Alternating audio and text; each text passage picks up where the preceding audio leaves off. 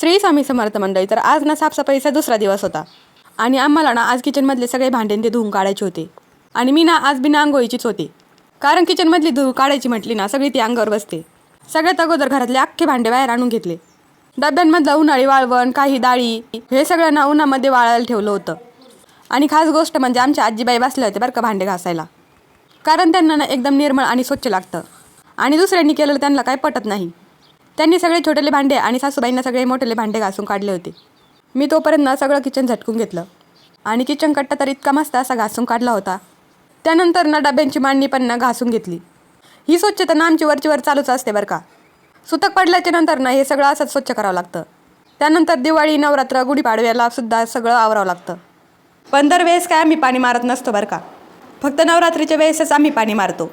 परंतु आता जागरण गोंधळाचा कार्यक्रम आणल्यावर सगळी स्वच्छता करावीच लागणार होती, त्यामुळे पाणी मारून ना सगळं स्वच्छ करून घेतलं होतं.